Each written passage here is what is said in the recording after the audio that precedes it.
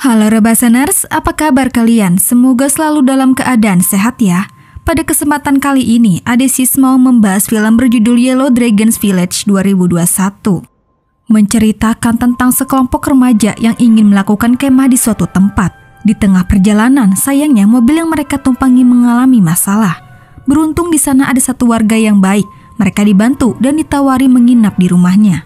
Namun ternyata warga desa ini memiliki niat jahat di mana ia akan menjadikan para remaja ini sebagai santapan untuk dewa mereka.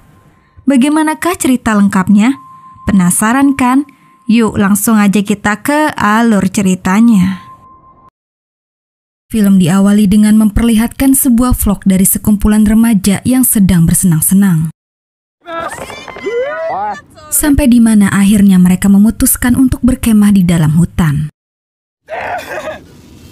Mereka remaja yang berjumlah 8 orang, diantaranya Bob, Stephen, David, Mia, Mike, Olive, Kyle, dan Claire. Dalam perjalanan berkemah, mereka saling mengobrol, bercanda satu sama lain, dan sesekali menepi di pinggir jalan untuk makan siang.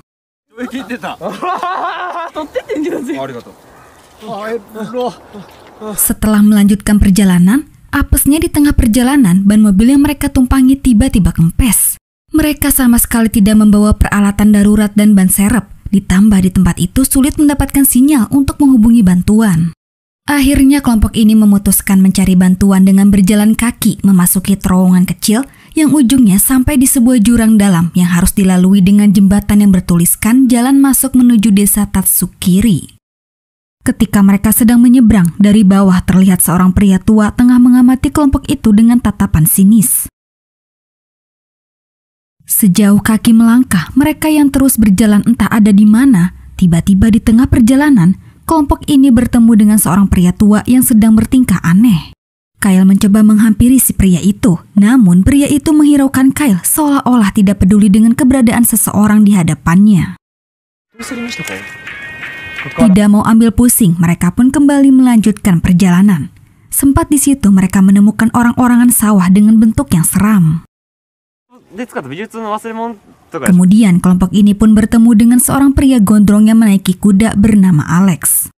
Alex ternyata adalah warga desa Tatsukiri yang berada di antah berantah. Meskipun begitu, Alex meyakinkan mereka bahwa penduduk desa semuanya orang baik. Kelompok remaja ini pun memberitahu apa permasalahan mereka. Dengan senang hati, Alex mengajak mereka ke rumahnya dan berjanji untuk memperbaiki mobil mereka nanti.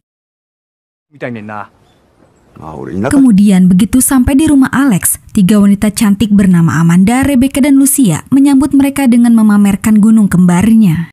Para remaja ini begitu senang diperlakukan dengan baik.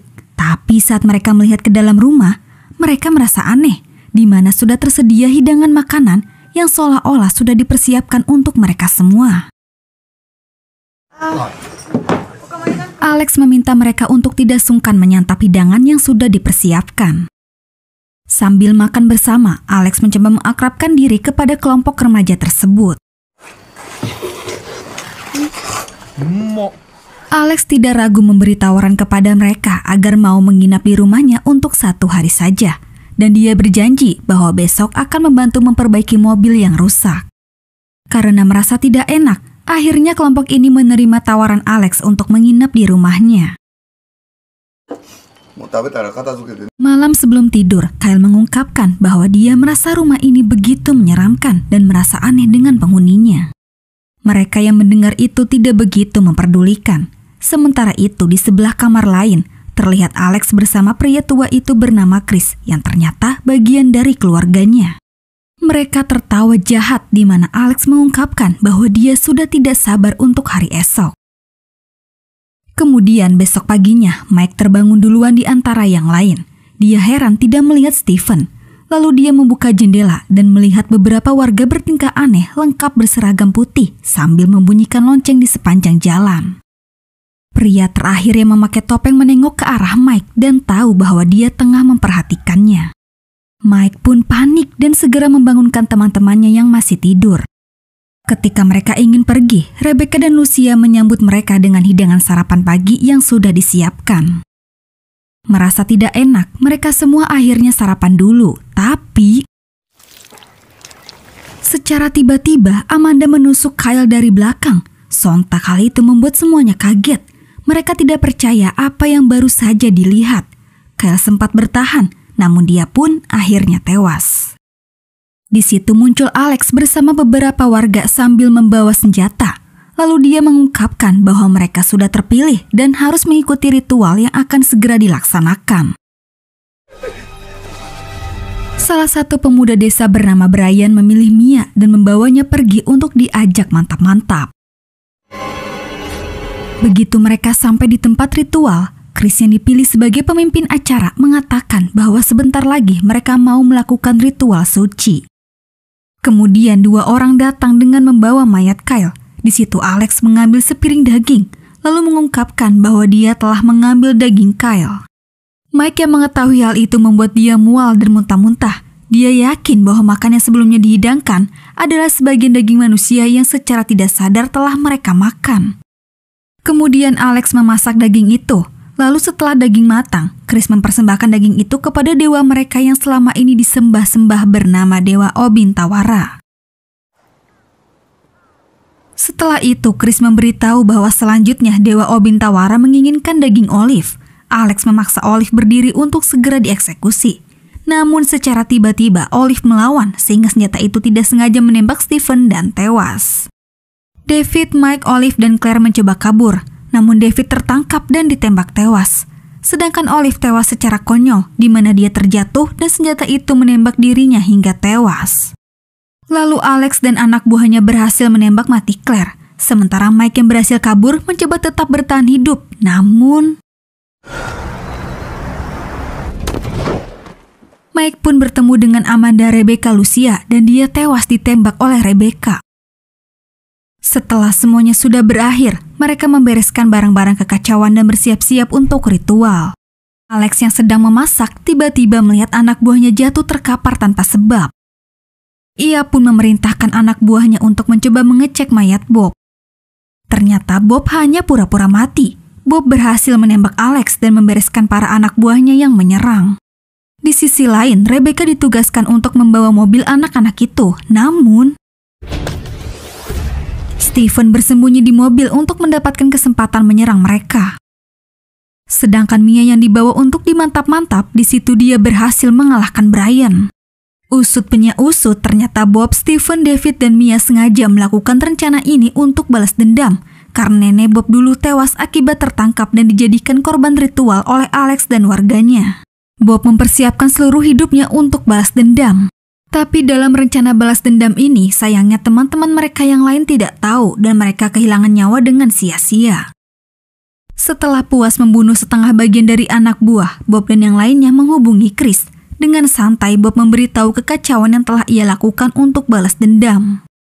Tidak lupa dia juga cepat atau lambat akan segera membunuh Chris dan menghabisi semua pengikutnya.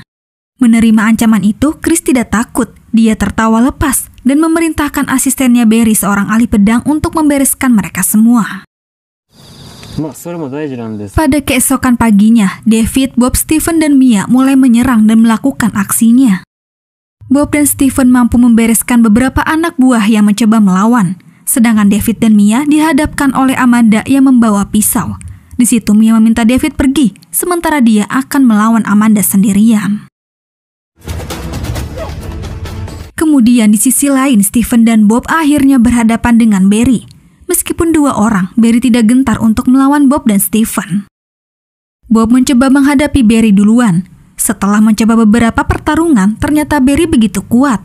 Stephen dan Bob hampir tidak bisa menyeimbanginya. Tapi pada akhirnya David datang lalu menembak Barry tewas. Di sisi lain, pertarungan Mia dan Amanda begitu sengit, tapi tidak lama kemudian Lucia datang untuk terlibat dalam pertarungan. Amanda menganggap Lucia akan membantunya, akan tetapi ternyata Lucia adalah bagian dari Mia dan kelompoknya. Ternyata selama 6 bulan Lucia sengaja bersama mereka untuk melakukan misi penyamaran. Lalu Mia dan Lucia pun akhirnya berhasil mengalahkan Amanda. Dan di situ David datang untuk menembak mati Amanda. Di tempat yang berbeda, terlihat Brian masih hidup. Dia buru-buru datang ke tempat persembunyian yang mereka panggil Dewa Obintawara untuk meminta pertolongan.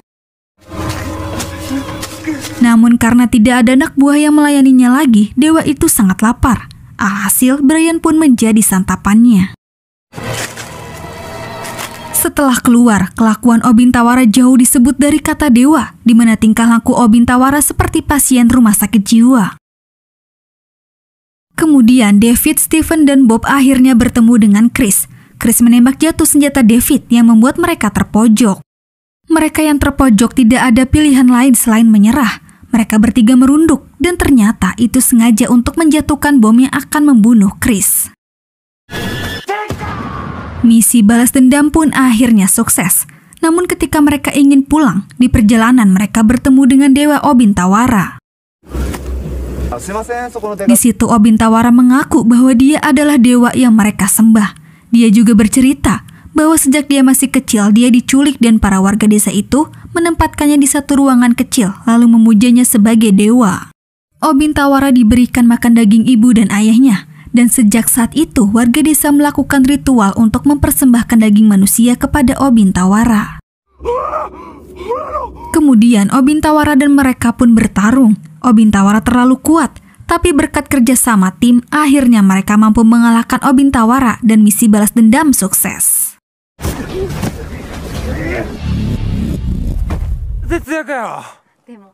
Pada adegan terakhir, terlihat David dan Stephen sedang video callan. Di situ mereka menanyakan kabar masing-masing, dan tidak lama kemudian Obintawara datang menghampiri Stephen. Ya sebenarnya Obintawara tidak jahat, dia hanyalah korban. Maka dari itu, Stephen membawa dan mengobati Obintawara lalu menjadikannya asistennya. Lalu, film pun sudah selesai. Nah, itulah alur cerita film dari Yellow Dragons Village. Oke guys, cukup sampai di sini dulu ya. Terima kasih yang udah nonton. Mohon maaf jika ada salah-salah kata ya guys. Dan jangan lupa subscribe channel Adesis. Sampai jumpa di video selanjutnya. Bye.